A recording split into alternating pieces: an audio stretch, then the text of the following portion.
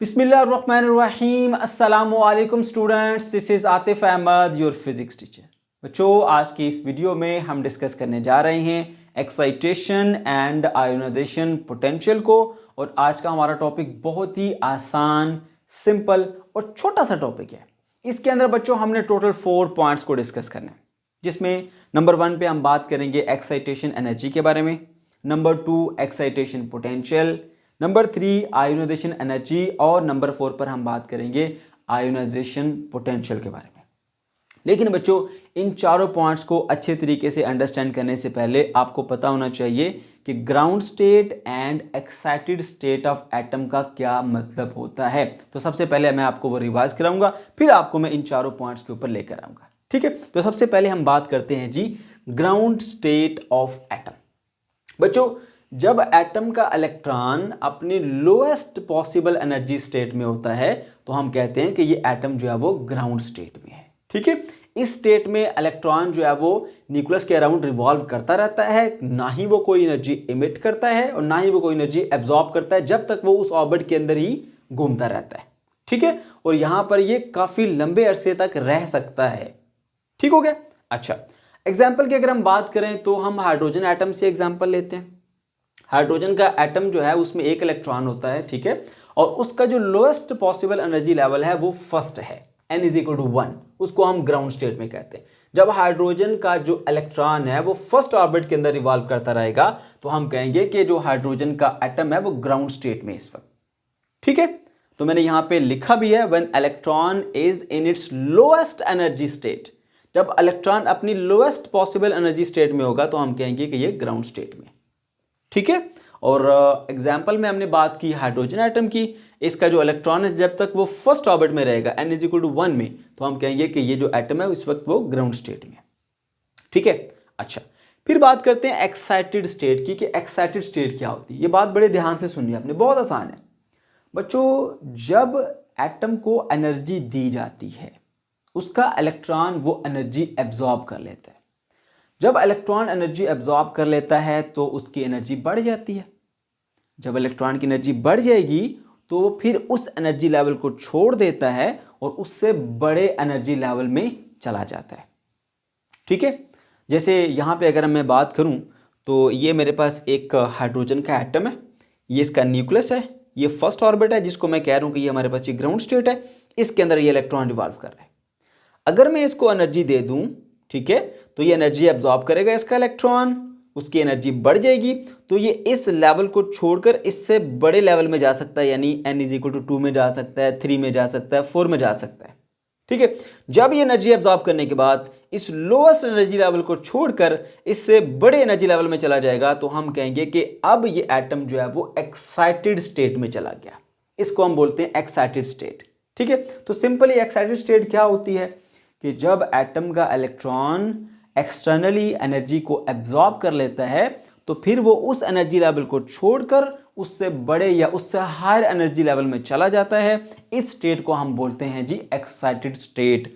लेकिन यहाँ ये ज़्यादा देर तक टिक नहीं सकता, इसलिए ये स्टेट अनस्टेबल स्टेट होती है। ठीक है बच्चों, वापस इलेक्ट्रॉन जाता है और एनर्जी इमिट करता हुआ जाता है। राइट, तो अब आपको पता लग गया होगा कि ग्राउंड स्टेट क्या होती है और एक्साइटेड स्टेट क्या होती है। इसको आप लिखना चाहते हैं पॉइंट्स की सूरत में तो लिख भी सकते हैं। When electron absorb energy and jumps to higher energy level. जब इलेक्ट्रॉन एनर्जी को एब्जॉर्ब करता है और हायर एनर्जी लेवल में जंप करके चला जाता है। ठीक है, तो तब हम कहते हैं कि अब ये जो एटम है वो एक्साइटेड स्टेट के अंदर आ गया। इसको हम एक्साइटेड स्टेट कहते हैं। ठीक है, ग्राउंड स्टेट से इलेक्ट्रॉन जंप करे और हायर एनर्जी लेवल में चला जाए। अगर हम हाइड्रोजन की बात कर लेते हैं तो n इज इक्वल टू 1 से जंप करके 2 में चला जाए या 3 में चला जाए या 4 में चला जाए तो हम कहेंगे कि ये एटम जो है वो अब एक्साइटेड स्टेट में आ गया है।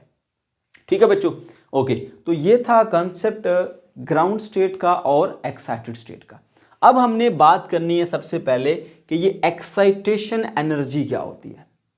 भाई इसके नाम से जाहिर है, एक्साइटेशन एनर्जी एटम को एक्साइट कराने वाली एनर्जी। अब एक्साइटेशन में होता क्या, मैं आपको बता चुका हूं कि इलेक्ट्रॉन को एनर्जी दी जाती है, वो अपनी ग्राउंड स्टेट को छोड़ देता है और उससे हायर स्टेट में चला जाता है, तो हम कहते हैं एटम एक्साइट हो गया। तो एक्साइटेशन एनर्जी क्या है? एटम को एक्साइट कराने वाली एनर्जी। मतलब कि इलेक्ट्रॉन को ग्राउंड स्टेट से निकाल कर उससे ऊपर वाली स्टेट में भेजने वाली जो एनर्जी, उसके लिए जो एनर्जी आपको चाहिए होगी ना, वो सिंपली क्या होगी, एक्साइटेशन एनर्जी। इसको यू डिफाइन करते हैं, देखिए, the energy required to move an electron from ground state to excited state. ठीक है, अब मैंने बताया आपको कि ये n इज इक्वल टू 1, ये हमारी ग्राउंड स्टेट है हाइड्रोजन एटम के अंदर। मैं इस इलेक्ट्रॉन को एनर्जी दे दूंगा तो ये यहां से निकलकर n इज इक्वल टू 2 में जा सकता है। तो अब ये n इज इक्वल टू 2, 3, 4 ये सब एक्साइटेड स्टेट्स हो सकती है, लेकिन जो इसकी लोएस्ट पॉसिबल एनर्जी स्टेट है वो ये वाली है, ये ग्राउंड स्टेट है। ठीक है, तो एक इलेक्ट्रॉन को जब आप एनर्जी देंगे वो इस ग्राउंड स्टेट को छोड़ देगा और इससे बड़े एनर्जी लेवल में चला जाएगा, तो ये एक्साइट हो गया। तो ऐसा करने के लिए आपको एनर्जी चाहिए होगी, तो जो एनर्जी आपको चाहिए होगी उस एनर्जी को हम बोलेंगे एक्साइटेशन एनर्जी। और यही बात यहां पर बताई गई है कि आपने क्या करना है, इलेक्ट्रॉन को ग्राउंड स्टेट से निकालकर एक्साइटेड स्टेट में शिफ्ट करना है। उसके लिए आपको जो एनर्जी चाहिए होगी वो कहलाएगी आपकी एक्साइटेशन एनर्जी। बात समझ गए? ओके, तो हाइड्रोजन के एटम की एग्जांपल लेते हुए मैंने आपको ये चीज़ एक्सप्लेन भी कर दी है। अगर यहाँ से n इज इक्वल टू 2 में जाए, 1 से 2 में आए, या 3 में आए, या 4 में आए, या 5 में आए, किसी भी एक लेवल में आ जाए, अपर लेवल में आ जाए, तो हम कहेंगे एटम जो है वो एक्साइट हो गया। ठीक है, अच्छा, अब हमने यहाँ पे एक चीज़ और डिस्कस करनी है। मैंने हेडिंग की सूरत में लिखी है फर्स्ट एक्साइटेशन एनर्जी और सेकेंड एक्साइटेशन एनर्जी। अब ये फर्स्ट एक्साइटेशन एनर्जी क्या होती है और सेकेंड एक्साइटेशन एनर्जी क्या होती है? देखिए, अगर ऐसा हो कि एक एटम के इस जो ग्राउंड स्टेट है वहां से इलेक्ट्रॉन को निकालकर उससे अपर स्टेट में, यानी n इज इक्वल टू 1 से n इज इक्वल टू 2 में शिफ्ट करूं, तो इसके लिए जो एनर्जी चाहिए होगी उसको हम बोलेंगे फर्स्ट एक्साइटेशन एनर्जी। इसी तरह से अगर मैं 1 से 2 में ना शिफ्ट करूं बल्कि 1 से डायरेक्ट 3 में शिफ्ट करना चाहूं, तो उसके लिए जो एनर्जी रिक्वायर्ड होगी उसको एक्साइट कराने के लिए वो कहलाएगी सेकेंड एक्साइटेशन एनर्जी। अब हम हाइड्रोजन एटम की एग्जांपल लेते हुए इसको कैलकुलेट भी करेंगे, सही है? तो फर्स्ट एक्साइटेशन एनर्जी कैलकुलेट करते हैं जी हम हाइड्रोजन के लिए। मैंने बता दिया फर्स्ट एक्साइटेशन एनर्जी क्या होती है कि भाई आपने ऐसा करना है कि n इज इक्वल टू 1 से इलेक्ट्रॉन को निकालना है और n इज इक्वल टू 2 में शिफ्ट कर देना है। 1 से 2 में, यानी जो नियरेस्ट पॉसिबल है इसका, इसमें आपने शिफ्ट करना है। उसके लिए जो आपको एनर्जी रिक्वायर्ड होगी वो कहलाएगी आपको फर्स्ट एक्साइटेशन एनर्जी। ठीक है, ओके जी। अब आपको मैंने एक बात बताई थी कि जब एक इलेक्ट्रॉन हायर स्टेट से लोअर स्टेट में आता है, एक बड़े एनर्जी लेवल से छोटे एनर्जी लेवल में आता है, तो वो एनर्जी इमिट करता है in the form of photon. और वो कितनी एनर्जी इमिट करता है? जितना दो एनर्जी लेवल का डिफरेंस होता है ना, उतनी एनर्जी इमिट करता है। अब यहां पर भी बिल्कुल इसी तरह का केस है। जब आपने इलेक्ट्रॉन को यहां पर n इज इक्वल टू 1 से n इज इक्वल टू 2 में शिफ्ट कराना है, तो जितना इन दो एनर्जी लेवल का डिफरेंस होगा ना, उतनी एनर्जी आपको देना होगी। उतनी एनर्जी दोगे तभी इलेक्ट्रॉन एक्साइट होगा और यहां से इलेक्ट्रॉन इस n इज इक्वल टू 1 से निकलकर n इज इक्वल टू 2 में जाएगा। बात समझ गए? जितना दो एनर्जी लेवल का डिफरेंस है इतनी एनर्जी आपको प्रोवाइड करना पड़ेगी, तभी वो n इज इक्वल टू 1 से निकलकर n इज इक्वल टू 2 में जाएगा। बात समझ गए? ओके, तो फर्स्ट एक्साइटेशन में मैंने आपको बताया कि भाई आपने n इज इक्वल टू 1 से निकालकर n इज इक्वल टू 2 में शिफ्ट करना है, तो इसको हम बोलते हैं फर्स्ट एक्साइटेशन एनर्जी। तो हाइड्रोजन के लिए हम वो कैलकुलेट भी कर लेते हैं। ओके, तो आपको कितनी एनर्जी चाहिए वो मैंने बता दी, जितना दो एनर्जी लेवल का डिफरेंस है। ये अभी मैंने यही बात आपको एक्सप्लेन की है कि अगर आपने एनर्जी लेवल E1 से एनर्जी लेवल E2 में भेजना है तो आपको कितनी एनर्जी चाहिए? जितना इन दो एनर्जी लेवल का डिफरेंस है, जितना इन दो एनर्जी लेवल का डिफरेंस है, उतनी ही एनर्जी आपको रिक्वायर्ड है। ठीक है, ओके जी। तो आपको वो एनर्जी E किस तरह मिलेगी? E2 माइनस E1, दोनों एनर्जी लेवल का आप डिफरेंस निकाल लो। ठीक है, अब एनर्जी कैलकुलेट करने के लिए इससे प्रीवियस लेक्चर में हमने एक मैथमेटिकल रिलेशन बनाया था, वो रिलेशन मैंने यहाँ पर लिखा हुआ है। अलाउड एनर्जी लेवल के लिए जो एनर्जी है वो आपके पास ये आ जाती है, E n is equal to minus E0 over n का स्क्वायर। ठीक है, अब यहाँ पर जो n है ना वो इनका नंबर है, मतलब n is equal to 1, n is equal to 2, first orbit, second orbit, third, fourth, fifth, वो नंबर है इनके। ठीक है, अब आपने फर्स्ट एक्साइटेशन निकालनी है, यानी कि 1 से 2 में जाना है, तो 1 एनर्जी लेवल और जो 2 एनर्जी लेवल, इन दोनों के जितना डिफरेंस है उतनी ही एनर्जी आपको चाहिए। So E is equal to E2 minus E1। सबसे पहले ये पॉइंट याद रख लीजिए। ठीक है। अब यहाँ पर एनर्जी कैलकुलेट करनी तो कोई बात नहीं, हमारे पास एक मैथमेटिकल रिलेशन मौजूद है। जब हमने E2 के लिए एनर्जी कैलकुलेट करनी है तो n की जगह पे आप 2 पुट करेंगे, यहाँ 2 पुट करेंगे, E2 बन जाएगा, सही है। और यहाँ पर भी फिर n की जगह क्या पुट होगा 2, तो ये 2 का स्क्वायर बन जाएगा, ये देखिए 2 का स्क्वायर। इसी तरह E1 के लिए यहाँ n की जगह 1 पुट करेंगे, यहाँ पर भी 1 पुट होगा, तो आपके पास आ जाएगा -E0/1 का स्क्वायर। ठीक है, अब आपने जस्ट इसको सिंप्लीफाई करना है, minus as it is E0 as it is, 2 का स्क्वायर 4 होता है, माइनस इंटू माइनस ये बन जाएगा plus, E0 as it is और 1 का स्क्वायर 1 ही होता है। इसको आप इस तरह भी लिख सकते हैं और रीअरेंज करके E/1 लिख लें या सिंपल E लिख लें, बात तो एक ही है। ये पॉजिटिव है और ये वैल्यू नेगेटिव है, हमने सिर्फ इसकी तरतीब चेंज की है। E0 जो पॉजिटिव है उसको पहले लिख लिया और जो नेगेटिव था उसको हमने बाद में लिख दिया, इससे कोई फर्क नहीं पड़ता, तरतीब चेंज की हमने इसकी।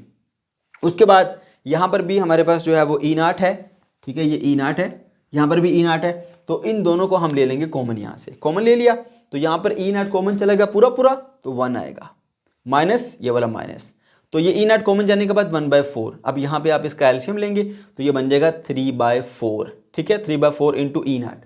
E0 एक कांस्टेंट है, इसकी वैल्यू कितनी होती है हमने इससे प्रीवियस लेक्चर में कैलकुलेट की थी, 13.6 इलेक्ट्रॉन वोल्ट, ठीक है, तो मैंने वो इसकी वैल्यू पुट कर दी E0 की, सही है। अब 3/4 इसको पहले डिवाइड कर लूँगा, एक आंसर आएगा, उसको इससे मल्टीप्लाई करूँगा तो मेरे पास आंसर आ जाएगा 10.02 इलेक्ट्रॉन वोल्ट। इतनी एनर्जी चाहिए आपको एक जो हाइड्रोजन एटम है उसके फर्स्ट ऑर्बिट से इलेक्ट्रॉन को निकाल के सेकंड ऑर्बिट में शिफ्ट करने के लिए, ठीक है, यानी फर्स्ट एक्साइटेशन एनर्जी आपको कितनी चाहिए, 10.2 इलेक्ट्रॉन वोल्ट। अब जो बात मैंने आपको बताई थी वो मैं यहाँ पे आपको एक्सप्लेन भी कर देता हूँ। मैंने आपसे ये कहा था जितना दो एनर्जी लेवल का डिफरेंस है उतनी ही एनर्जी आपको चाहिए इलेक्ट्रॉन को एक स्टेट से दूसरी स्टेट में भेजने के लिए, अपर स्टेट में भेजने के लिए। ये देखिए, ये हाइड्रोजन का जो फर्स्ट एनर्जी लेवल है उसके लिए एनर्जी होती है -13.6, सेकंड में होती है -3.4। आप इन दोनों का डिफरेंस चेक कर लो, हम 1 से 2 में जा रहे हैं ना, तो इनके डिफरेंस के बराबर एनर्जी देना पड़ेगी। ये देखो, यहाँ पर है -13.6, यहाँ पर है -3.4, तो -3.4 में से -3.6 को माइनस करें, इन दोनों को कैलकुलेटर से माइनस करके देखें, आपको एग्जैक्टली सेम यही वैल्यू मिलेगी, 10.2 इलेक्ट्रॉन वोल्ट। ये देख लीजिए, -3.4 माइनस -13.6, तो मिलेगा आपको आंसर कितना, 10.2 इलेक्ट्रॉन वोल्ट। तो जितना दो एनर्जी लेवल का डिफरेंस है उतनी ही एनर्जी देना पड़ी इसको एक्साइट कराने के लिए। ये था हमारे पास first excitation energy of hydrogen के लिए वैल्यू। ओके, अब हम बात कर लेते हैं जी second excitation energy for hydrogen के लिए। उसमें क्या करना पड़ेगा, इलेक्ट्रॉन को ग्राउंड स्टेट से निकाल के आपने अब n=2 में पुट नहीं करना, बल्कि n=3 में पुट करना है। 1 से डायरेक्ट कहां ले जाना है, 3 में ले जाना है। फर्स्ट एक्साइटेशन में 1 से 2 में गए थे, सेकंड एक्साइटेशन में 1 से डायरेक्ट किस में जाएंगे, 3 में जाएंगे। ये होगी हमारे पास सेकंड एक्साइटेशन एनर्जी, ठीक है। तो सेम मेथड ये है कि जिस एनर्जी लेवल से आप निकल रहे हैं और जिसमें आप जा रहे हैं, उन दो एनर्जी लेवल का जितना डिफरेंस होगा उतनी ही एनर्जी आपको देना होगी। अब इसको मैं प्रूव करके बताता हूँ, देख लीजिए। तो उसी के अकॉर्डिंग फिर हमने एनर्जी कैलकुलेट करनी है। हम E1 से E3 में जाना चाहते हैं तो कितनी एनर्जी देना पड़ेगी, जितना इन दोनों का डिफरेंस है, E3 माइनस E1 कर लेंगे। अब E3 की वैल्यू के लिए फिर हमने ये जो मैथमेटिकल रिलेशन हमारे पास है उसको इस्तेमाल करेंगे। यहाँ पर n की वैल्यू 3 पुट करेंगे तो E3 बन जाएगा, यहाँ पर भी n की वैल्यू 3 पुट करेंगे तो ये बन जाएगा -E0/3 का स्क्वायर। सिमिलरली E1 के लिए हम पुट करेंगे यहाँ पर n=1, तो ये बन जाएगा E0 डिवाइडेड बाय 1 का स्क्वायर। अब देखो ये इसी तरह से रहेगा, 3 का स्क्वायर 9 हो जाएगा, -E0/9, और माइनस इंटू माइनस ये बन जाएगा प्लस, E0 उसी तरह से आएगा, 1 का स्क्वायर हमारे पास 1 होता है। ये पॉजिटिव है, ये नेगेटिव है, इसकी तरतीब भी चेंज कर लेंगे हम। तो यहाँ पर E0 पहले आ गया, नीचे 1 था, वो लिखो या ना लिखो उससे फ़र्क नहीं पड़ता। E0 पहले आ गया और -E0/9 बाद में आ गया। इन दोनों में से E0 को कॉमन ले लो, ये E0 कॉमन आ गया, 1 - 1/9, क्योंकि ये E0 पूरा पूरा कॉमन चला गया, उसकी जगह पे 1 आ जाएगा, माइनस की जगह पर माइनस आया, यहाँ पे E0 कॉमन गया तो 1/9 आ गया इंटू E0। ओके, अब यहाँ पे ले लेते हैं जी इसका एलसीएम। एलसीएम लेके मिलेगा आपको 8/9, और E0 की वैल्यू मैं बता चुका हूँ, ये कांस्टेंट है, इसकी वैल्यू होती है 13.6 इलेक्ट्रॉन वोल्ट। समझ गए? ओके, तो अब इसको पहले डिवाइड कर लें, जो आंसर आएगा उसको इससे मल्टीप्लाई करें तो आपको आंसर मिलेगा 12.1 इलेक्ट्रॉन वोल्ट। तो अगर आप उसको इस तरह से एक्साइट करना चाहते हो कि हाइड्रोजन एटम का जो फर्स्ट ऑर्बिट में इलेक्ट्रॉन पड़ा है वहां से उठा के उसको थर्ड में भेजा जाए, तो उसके लिए आपको 12.1 इलेक्ट्रॉन वोल्ट एनर्जी रिक्वायर्ड होगी। तो यहां पर आप देख भी सकते हैं कि ये हमारा फर्स्ट एनर्जी लेवल है और ये हमारा थर्ड एनर्जी लेवल है। इन दोनों की एनर्जीज को माइनस कर लें, -1.5 माइनस 13.6, तो आपको क्या आंसर मिलेगा? एग्जैक्टली आपको ये मिलेगा 12.1 इलेक्ट्रॉन वोल्ट। ठीक है बच्चों, तो ये था सिंपल सा आसान सा कंसेप्ट एक्साइटेशन एनर्जी का। अब हम बात कर लेते हैं जी एक्साइटेशन पोटेंशियल की।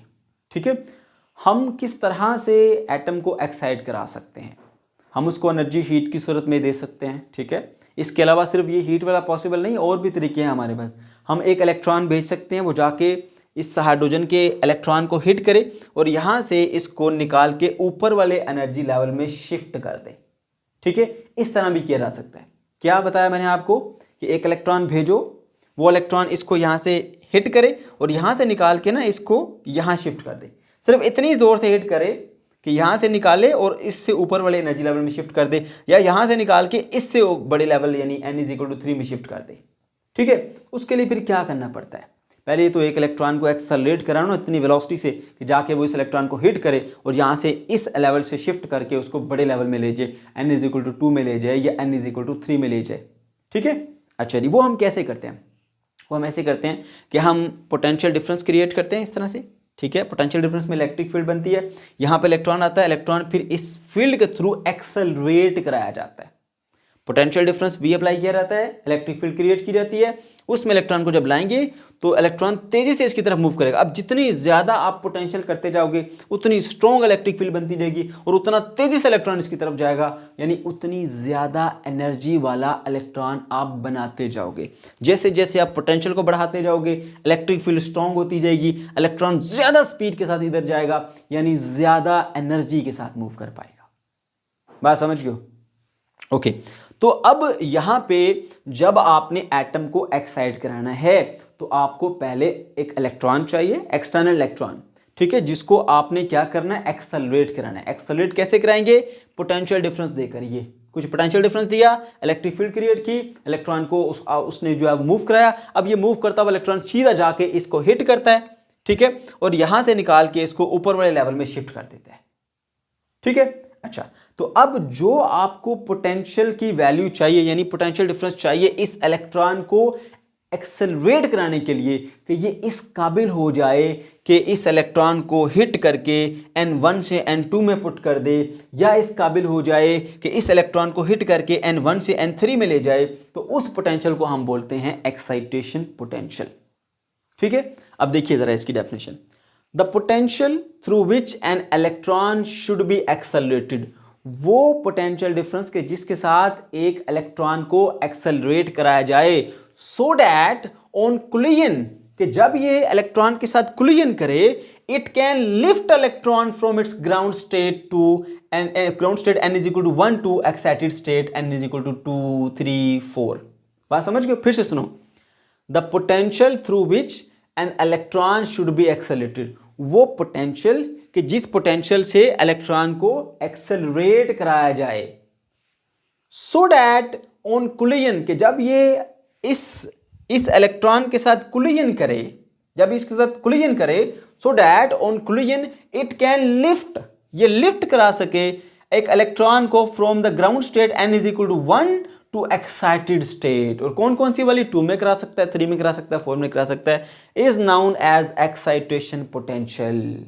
बात समझ गए हो या नहीं समझे? मैं फिर बता देता हूं, बहुत आसान और सिंपल है कि भाई आपके पास एक मेथड है, इलेक्ट्रॉन आता है, इस हाइड्रोजन के इलेक्ट्रॉन को हिट करता है और यहां से ऊपर वाले इसमें शेल में शिफ्ट कर देता है।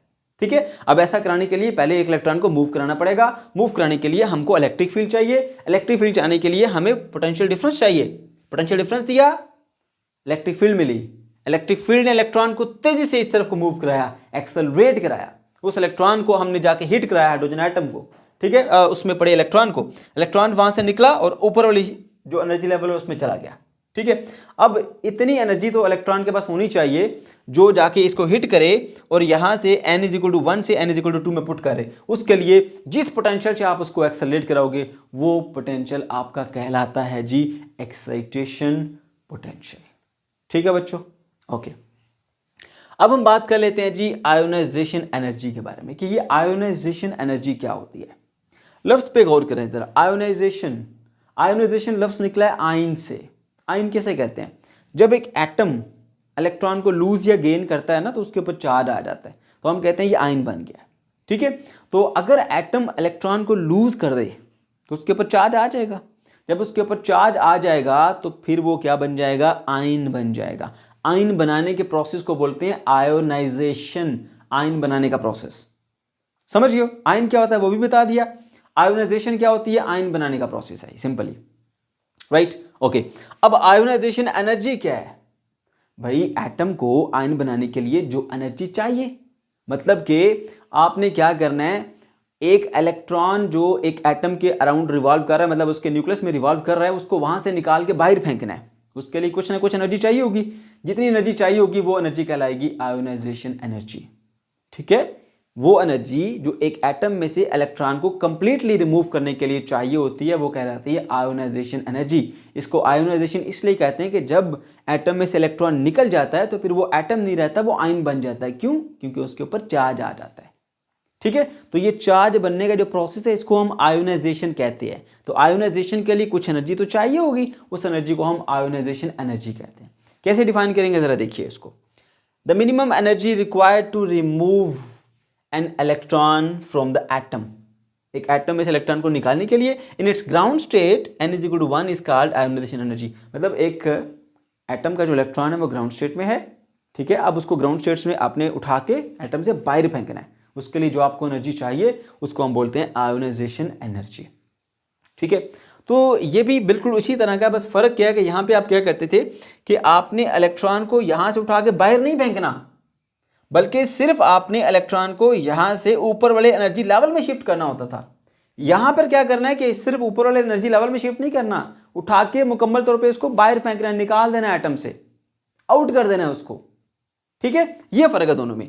तो यहां पर हम जिस स्टेट से निकलते हैं और जिस स्टेट में जाते हैं उन दो स्टेट से जिक्र करते हैं। जैसे हम E1 से E2 में जा रहे हैं तो जो एनर्जी चाहिए वो E2 - E1 है। अब यहाँ पे हमने पक्का पक्का निकाल दिया, तो मतलब आप फर्ज कर लिया, अगर हम हाइड्रोजन एटम की बात कर लेते हैं तो n=1 से हमने इसको निकाला और भेजा कहाँ पे? n=∞ पे। ठीक है, बाहर चला गया एटम से। समझ गए? ओके, तो बिल्कुल उसी तरह से यहाँ पर जब हम एनर्जी को कैलकुलेट करेंगे तो वो एनर्जी होगी हमारे पास E1 से निकाल के E∞ पे भेज दिया, यानी कि n=1 से उसको हमने निकाला और n=∞ पे भेज दिया, बाहर चला गया एटम से, निकल गया, दूर चला गया। ओके, तो यहाँ पर एनर्जी कैसे कैलकुलेट करेंगे? E=E∞ - E1। ठीक है, अब इनकी वैल्यूज़ के लिए आप इस फॉर्मूले को अगेन यूज़ कर लेंगे। सही है, तो यहाँ पर मैं वैल्यूज़ पुट करूँगा तो ये बन जाएगा E0/∞ का स्क्वायर माइनस E0/1 का स्क्वायर। ठीक है, तो नीचे इन्फिनिटी आ गए तो ये तो हमारे पास पूरा जीरो हो जाएगा, राइट। ये पूरे का पूरा हो गया जीरो, माइनस इंटू माइनस बन जाएगा प्लस, 1 का स्क्वायर 1 नहीं होता है तो E0/1 हमारे पास सिंपली E0 ही रहता है, तो मैं यहाँ पर E0 ही इसको लिखा रहने दूंगा। ओके, तो 0 + E0 is equal to E0। अब E0 एक कॉन्स्टेंट है और उसकी वैल्यू कितनी होती है हाइड्रोजन एटम के लिए? ये जो E0 की वैल्यू 13.6 इलेक्ट्रॉन वोल्ट है, ये हाइड्रोजन के एटम के लिए। ठीक है, तो इसकी वैल्यू 13.6 इलेक्ट्रॉन वोल्ट में पुट कर दूंगा। ठीक है, तो ये मेरे पास आयोनाइजेशन एनर्जी आ गई, यानी कि हाइड्रोजन के एटम में से इलेक्ट्रॉन को कंप्लीटली रिमूव करने के लिए जो एनर्जी रिक्वायर्ड है वो 13.6 इलेक्ट्रॉन वोल्ट है। समझ गए? ओके जी, तो ये स्पेशली किसके लिए जी? हाइड्रोजन एटम के लिए। ये था कॉन्सेप्ट, ईजी सा कॉन्सेप्ट किसका? आयोनाइजेशन एनर्जी का। अब हम बात कर लेते हैं जी आयोनाइजेशन पोटेंशियल के बारे में। बिल्कुल इसी तरह से मिलता जुलता कॉन्सेप्ट है। पहले हम बात करते थे कि भाई इलेक्ट्रॉन को किस पोटेंशियल से एक्सेलरेट कराया जाए कि वो इस काबिल हो जाए कि इलेक्ट्रॉन को यहाँ से ग्राउंड 1 से स्टेट से n=1 से निकाल कर 2 में पुट कर दे या 3 में पुट कर दे। अब हम क्या बोलेंगे कि एक इलेक्ट्रॉन को किस पोटेंशियल के साथ एक्सेलरेट कराया जाए कि वो जब इस हाइड्रोजन के अंदर पड़े हुए इलेक्ट्रॉन से टकराए तो उसको कंप्लीटली यहां से नॉकआउट कर दे, इसको बाहर निकाल दे। ठीक है, तो वो जो पोटेंशियल कहलाएगा ना आपको, वो कहलाएगा आयोनाइजेशन पोटेंशियल। फिर सुनिए कि एक एक्सटर्नल इलेक्ट्रॉन को आप किस पोटेंशियल डिफरेंस के साथ एक्सेलरेट कराएं कि वो इस काबिल हो जाए कि जब आके इस हाइड्रोजन के अंदर N1 में पड़े हुए इलेक्ट्रॉन को हिट करे तो वो कंप्लीटली इसको नॉकआउट कर दे, यहाँ पे आके इसको हिट करे, इसको नॉकआउट कर दे, निकाल दे, N इक्वल टू इन्फिनिटी में भेज दे, यानी निकाल दे एटम से। सही है। तो वो पोटेंशियल, जिस पोटेंशियल से आपने इलेक्ट्रॉन को एक्सेलरेट करा के इस काबिल बनाया, वो पोटेंशियल कहलाएगा आपका आयोनाइजेशन पोटेंशियल। समझ गए? ओके जी। अब मैं इसको जरा एक्सप्लेन कर देता हूं। The minimum potential through which an external electron should be accelerated, वो कम से कम पोटेंशियल कि जिसके साथ आप एक इलेक्ट्रॉन को एक्सेलरेट कराते हो, उसको तेजी से मूव कराते हो, ठीक है, should be accelerated so that it can supply the required amount of ionization energy, कि वो इस काबिल हो जाए कि इलेक्ट्रॉन को निकालने के लिए जितनी एनर्जी चाहिए वो उतनी एनर्जी उसको प्रोवाइड कर दे। ठीक है, फिर पढ़ता हूं। so that it can supply the required amount of ionization energy to electron in the ground state n is equal to 1 of the atom is called ionization potential। ionization potential क्या है? वो potential कि जिस potential के साथ आप एक external electron को एक्सेलरेट कराओ कि वो इस काबिल हो जाए कि इस हाइड्रोजन के अंदर पड़े हुए एक इलेक्ट्रॉन को बाहर निकालने के लिए जितनी एनर्जी चाहिए वो उतनी एनर्जी उसको प्रोवाइड कर दे, तो वो पोटेंशियल आपका कहलाएगा आयोनाइजेशन पोटेंशियल। ठीक है बच्चों, तो ये था हमारा आज का टॉपिक। अगर आपको कोई कंफ्यूजन है या किसी किस्म का कोई प्रॉब्लम है तो कमेंट सेक्शन के अंदर आप जरूर पूछ सकते हैं। अल्लाह हाफिज़।